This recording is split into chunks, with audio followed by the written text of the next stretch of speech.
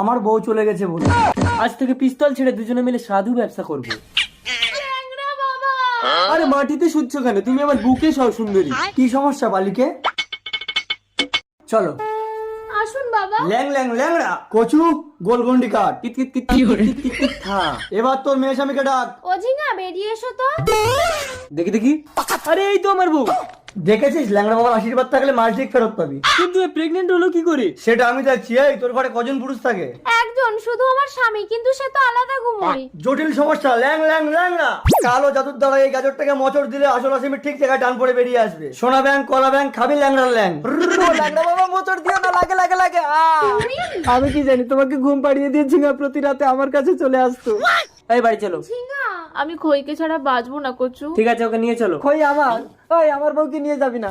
আমার বউটার কি অবস্থা করেছিস? আমি শোধ নেব না।